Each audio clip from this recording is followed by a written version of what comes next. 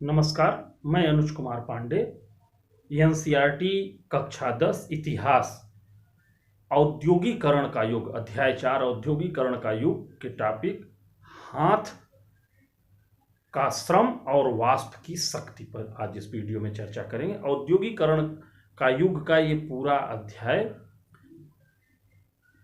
5-6 टॉपिकों में बटा हुआ है, जिसमें से पहला हम लोगों ने औद्योगिकरण के पहले पिछले वीडियो में देखा, जिसको देखने के लिए आप इस चैनल पर सब्सक्राइब करके और औद्योगिकरण का युग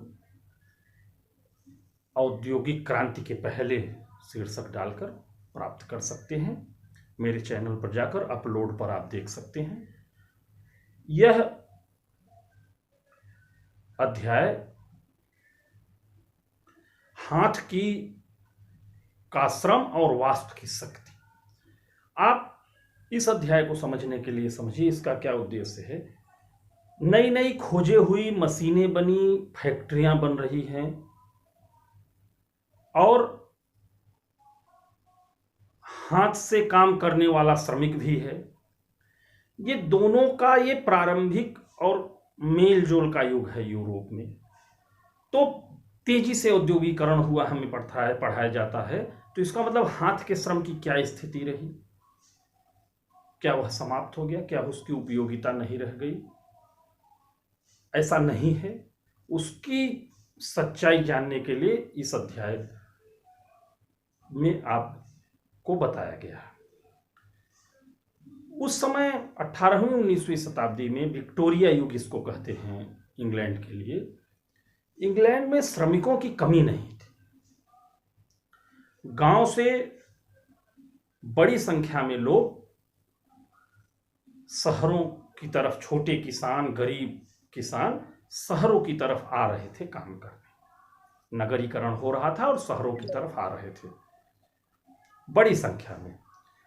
और ये चूंकि श्रमिक बड़ी संख्या में थे, इसलिए जब श्रम की अधिकता होती है तो मजदूरी कम हो जाती है, इसलिए मजदूरी बहुत अधिक नहीं थी। इस कुल मिला के उस युग में इंग्लैंड में श्रमिकों की कोई कमी नहीं है।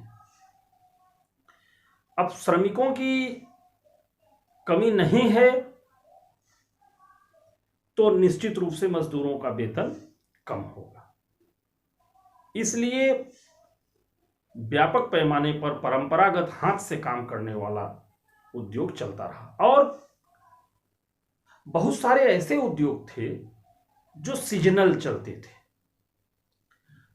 जैसे शराब खाने, जैसे बंदरगाहों की साफ सफाई, या क्रिसमस के, ये सब जाड़े में अधिक चलता था, या क्रिसमस के आसपास प्रिंटिंग प्रेस और बुक बाइंडिंग का काम अधिक होने लगता था।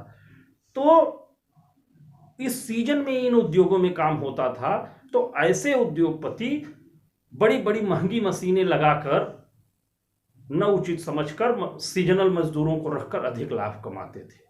और चूंकि मजदूरों की उपलब्धता पर्याप्त है, इसलिए उद्योगपति, सौदागर मशीनों में इन्वेस्टमेंट उचित नहीं समझते थे। दूसरी चीज, हाथ से जो कारीगरी होती थी, जो बारीक काम बनता था, वह मशीनों से वह चीज नहीं आ पाती थी। और जो उच्च वर्ग, कुलीन वर्ग है, वह हाथ से बने सामान को इंग्लैंड में प्रयोग कर रहा है और उसको परिष्कृत मान रहा है। वो एक एक चीज हाथ से बनने से उसमें एक साफ सफाई और एक दूसरे प्रकार की नफासत आ जाती थी, इसलिए वह उसका उपयोग करता था और मशीनों से बने सामान को उपनिवेशों में भेज देती थी। एक उदाहरण है, अब मशीनों से तो एक खास सांचे का ही सामान बनेगा। इंग्लैंड में 450 प्रकार की हथौड़े और बड़े पैमाने पर कुल्हाड़ियां प्रयोग होती थी। तो ये हाथ से ही बन सकती थी, विभिन्न साइजों की। ये मशीनों में नहीं, मशीन की तो साइज निश्चित है, हाथ से जैसा चाहा बना दिया। तो इस प्रकार से हाथ के श्रमिकों की पर्याप्त काम था और वे तमाम उद्योगपति परंपरागत उन्हीं पर भरोसा करते थे और वो मशीनीकरण की तरफ बहुत तेजी से नहीं गए। अब मजदूरों की स्थिति क्या है उस पर चर्चा कर लें। हमने शुरू में बताया कि गांव से बड़े पैमाने पर लोग शहर गए कारखानों में काम करने के लिए। शहरी कारखानों के मजदूरों की स्थिति, उन्हें वहां आसानी से काम भी नहीं मिल जाता था। जिसका संपर्क होता था, जिसके रिश्तेदारी के लोग पहले से किन्हीं कारखानों में काम करते थे, उनको काम मिल जाता था। लेकिन सबके लिए ऐसे संपर्क खोजना इतना आसान नहीं था, इसलिए बड़े पैमाने पर लोगों को काम नहीं मिलता। लोग गांव से पैदल, एक मजदूर का उदाहरण दिया गया है आपकी पुस्तक में, उसका एक दोस्त रहता था और उससे प्रभावित होकर वह चला, और स्थिति यह बनी कि उसे जो घर से चला पैसा खत्म हो गया, भूखे पैदल चल चल के पहुंचना पड़ा, फिर काम में भी दिक्कत हुई। तो जो लोग गांव से शहर काम के लिए जाते थे, उन्हें रैन बसेरों में, सरकारी रैन बसेरों में, निजी रैन बसेरों में या पुलों के नीचे रहना पड़ता था, और उनको काम ढूंढना पड़ता था, और उनके रहने के लिए पर्याप्त व्यवस्था नहीं थी। मजदूरी भी बहुत अधिक नहीं थी, चूंकि मजदूर ज्यादा। यद्यपि बाद में थोड़ी सी मजदूरी बढ़ी, लेकिन उनका जीवन स्तर बहुत अधिक नहीं बढ़ा। नेपोलियन के समय जो युद्ध हुआ, उससे कीमतें बहुत बढ़ गई। इंग्लैंड का और नेपोलियन का लंबा युद्ध चला, उससे कीमतें इतना बढ़ गई कि मजदूरों की जीवन स्तर और गिरा। वस्तुएं, उनकी मजदूरी लगभग वही रही, और वस्तुएं जो है कम मूल्य बढ़ गए। इस तरह 19वीं शताब्दी तक इंग्लैंड में, लंदन में तमाम प्रयास के बावजूद गरीबों की संख्या पर्याप्त है, उनका जीवन स्तर अच्छा नहीं है, बेरोजगारी भी है, और लोग मशीनों पर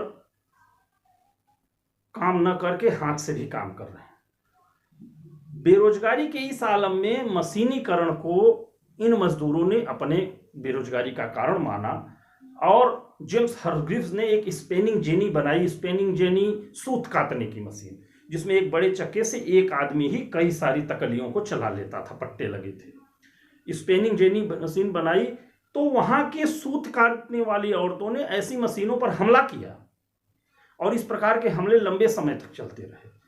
तो उद्योगों में मशीनीकरण और श्रमिकों के बीच संघर्ष चलता रहा, और हस्त कारीगरी भी इंग्लैंड में उस समय पर्याप्त मात्रा में औद्योगिकरण के साथ मौजूद रही। हाथ का श्रम और वास्प की शक्ति का यह संघर्ष लगातार चलता रहा, जिसमें दोनों बराबर काम करते रहे, विकास पाते रहे। लेकिन वास्प की शक्ति के आ जाने से, माल भर जाने से, हाथ का श्रम निष्प्रयोज्य नहीं हो गया, और हाथ के श्रम ने जहां महसूस किया कि वास्प की शक्ति उसके काम में बाधा डालेगी, वहां संघर्ष भी हुआ। यही 18वीं 19वीं शताब्दी की इंग्लैंड के औद्योगिकरण का सच है। नमस्कार।